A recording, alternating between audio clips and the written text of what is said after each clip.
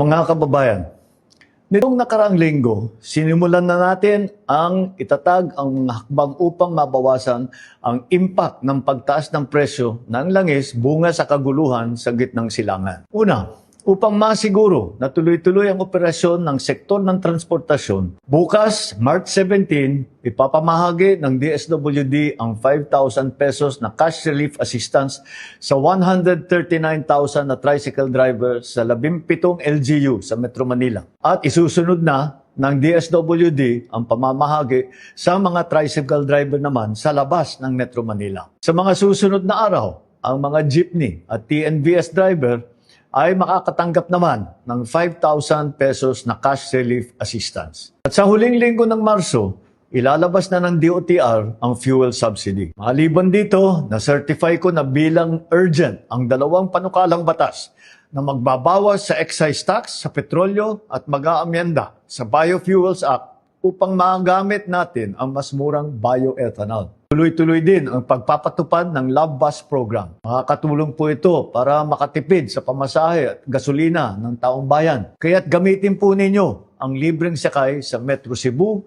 Metro Davao at Metro Manila. Pangalawa, kailangan matiyak na may sapat na supply ng pagkain. Upang matulungan ang mga magsasaka at mangingisda, ipagpapatuloy ng DA, ang Department of Agriculture, ang pamimigay ng 3,000 pesos na fuel subsidy sa ating mga magsasaka.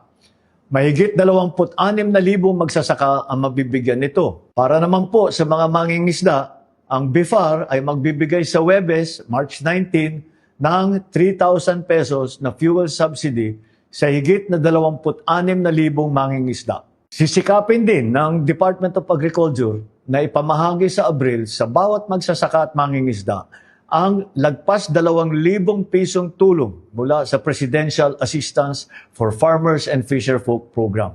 Magagamit po ito ng mga magsasaka sa kanilang hanap buhay. Sinimulan na nitong Pebrero ang implementasyon ng Local Government Support Fund, yung LGSF. Sa mga nabigyan na, maaari na pong gamitin ang halagang ito upang bumili ng bigas sa ating mga magsasaka at ipamahagi sa kanilang mga komunidad. Muli, nananawagan ako sa ating mga local government unit na siguruhin wala ng pass-through fee na sisingilin.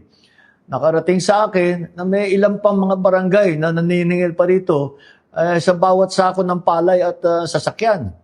Sana matigil na ninyo po ito dahil ang epekto lamang nito ay pinapagmahal ang presyo ng ating mga bilihin. Pangatlo, sinisikap natin maprotektahan ang mamimili ng hindi nalulugi ang mga negosyante. Babawasan ng kaap ang singil sa passenger service charge, landing fee, parking fee at iba pang fee. Ito ay makakatulong para bumaba ang gastos ng mga airline at ang mga pamasahe sa eroplano. Samantala, pinaiikli naman ng Civil Aeronautics Board ang araw na pag-review ng fuel surcharge mula sa 1 buwan, 15 days na lang po. Mas mabilis na ma-adjust ang pamasahe kapag nagbago ang presyo ng jet fuel.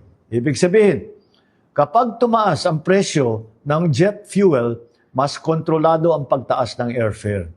At kapag bumaba naman ang presyo ng jet fuel, mas mabilis ding bababa ang pamasahe. Sa lahat ng ahensya ng pamahalaan, repasuhin ang mga patakaran ukol sa lisensya, permit, clearance, certification. Tignan ninyo kung alin dito ang pwede munang suspindihin o di kaya ay babaan ang mga singil upang makabawas sa mga iniintindi ng taong bayan. Ikahuli, tinututukan din natin ang kapakanan ng mga kabataang Pilipino. Gumagawa tayo ng mga hakbang upang hindi makadagdag sa bigat sa bulsa ang pag-aaral. Bawal pa rin ang mga bayarin o kontribusyon na sisingilin sa mga mag-aaral sa mga pampublikong paaralan, lalo na ngayong panahon ng graduation. Sa March 25 naman, magsisimula ang serbisyo fair ng DepEd. Dito, ang mga ahensya ng gobyerno at mga employer ang pupunta sa eskwelahan upang makapag-apply ng trabaho ang mga high school student at graduate natin. Mas madali nang makakakuha ng clearance, hindi pa gagastos ng malaki sa pamasahe.